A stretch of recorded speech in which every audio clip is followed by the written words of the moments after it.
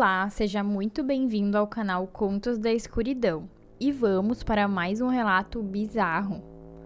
Boa noite, meu nome é Vitória Cardoso e tenho 36 anos. Atualmente resido em Palmas, no Tocantins. Eu gostaria de compartilhar com vocês uma história que minha avó Madalena contou para nós. Segundo ela, esse fato assustador ocorreu no início dos anos 80, mas mostrou que o bem sempre triunfa sobre o mal.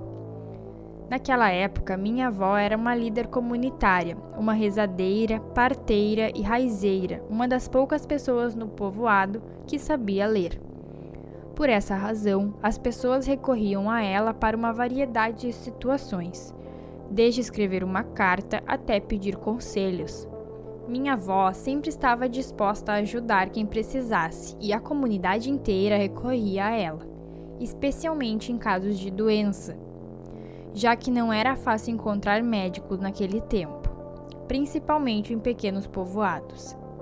Em março de 1983, uma mulher chamada Aline procurou a casa da minha avó em busca de ajuda.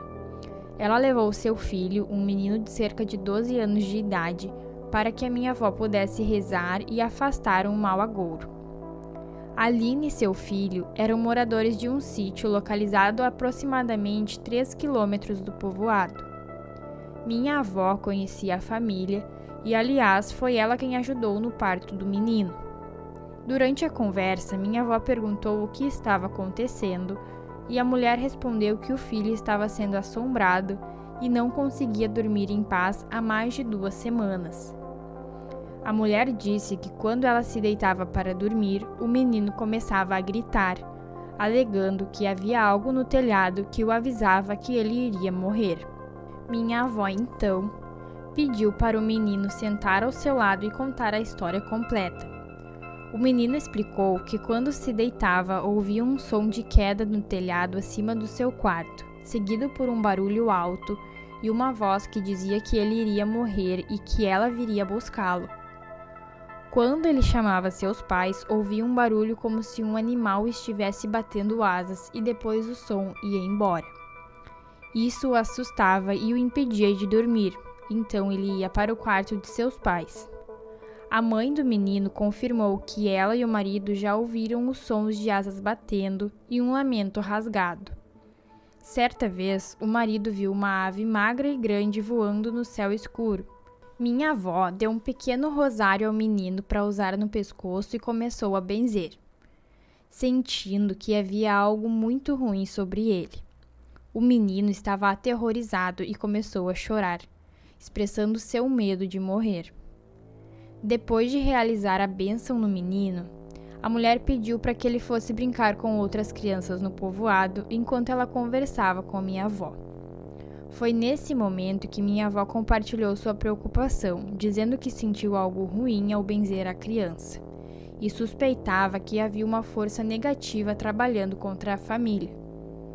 Ela instruiu Dona Aline e seu Pedro, que era o pai do menino, a ficarem vigilantes e a deixarem a casa imediatamente se notarem algo estranho. Eles deveriam levar dinheiro consigo e recitar uma oração para afastar a suposta criatura, que parecia ser uma mensageira chamada Rasga-Mortalha. Minha avó já suspeitava de algo errado, mas precisava confirmar suas suspeitas antes de agir. Ela decidiu buscar a ajuda de outra pessoa que possuía mais conhecimento sobre o assunto. Antes que escurecesse, minha avó pediu ao meu avô, Januário, que levasse Dona Aline e o menino de volta para casa, já que a distância era longa e seria perigoso caminhar sozinhos à noite. No dia seguinte, minha avó preparou uma viagem rápida e levou o meu avô até a casa da amiga em Jaborandi, que entendia de assuntos ocultos. Durante a visita, descobriram que um mau agouro havia sido enviado por alguém que queria se vingar de seu Pedro e Dona Aline e que o menino estava em perigo real de ser levado. Ao retornar para a casa de Dona Aline, minha avó sentiu uma energia negativa e bateu palmas para ser recebida por seu Pedro na porteira. Quando entrou, notou que o menino estava pálido e fraco. Minha avó utilizou alguns preparos que havia levado e fez algumas rezas para proteger a casa, além de derramar óleo sobre a cabeça do menino. Quando estava prestes a sair, escutou um barulho e começou a recitar palavras de encanto. Logo depois, uma mulher magra e estranha com roupas rasgadas apareceu no terreiro, com um rosto alongado, nariz fino, olhos amarelados e pele branca. Dona Aline, seu Pedro e o menino entraram em pânico quando viram. Por sorte, aconteceu que quando ela saiu para o quintal, ela ficou a poucos metros da criatura estranha e então ficaram se encarando intensamente. Nesse momento, minha avó começou a recitar uma série de palavras incompreensíveis e a mulher também falou algo que só elas podiam entender. Em seguida, minha avó jogou um pó sobre aquela mulher, que emitiu um som alto, deu um pulo e se transformou em um pássaro, desaparecendo na escuridão. Depois disso, minha avó entrou na casa e informou que o trabalho tinha sido interrompido, mas que precisavam levar o menino ao médico imediatamente. Seu Pedro chorou e balançou a cabeça, explicando que não tinham dinheiro para pagar por uma consulta particular na cidade vizinha.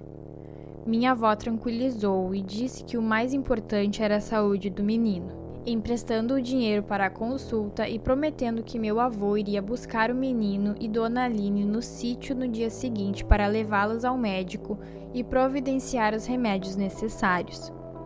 Minha avó retornou para casa e teve um sonho no qual o menino estava saudável e forte.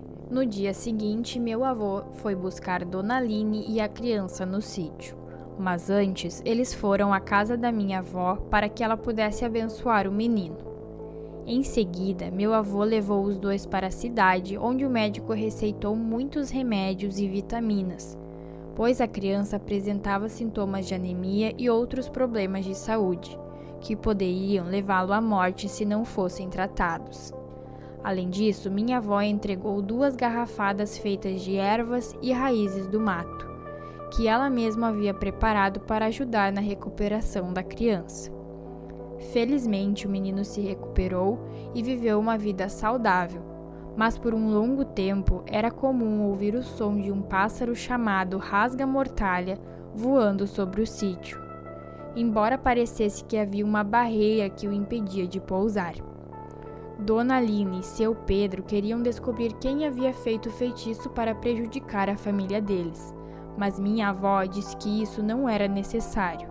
O importante era que o menino havia sido curado. Embora minha avó soubesse quem havia feito o feitiço, ela guardou o segredo para si mesma, pois acreditava que não se deve combater o mal com o mal, e a vingança deve ser deixada nas mãos de Deus. Se Pedro e Aline soubessem quem havia enviado esse mal para a família deles, provavelmente procurariam se vingar, o que só pioraria a situação. Portanto, minha avó decidiu levar o segredo para o túmulo. Chegamos ao fim de mais uma história de terror, espero que você tenha curtido, assim como eu. Não esqueça de deixar o seu like aqui embaixo, se inscreva no canal e ative o sininho para não perder nenhum relato de terror.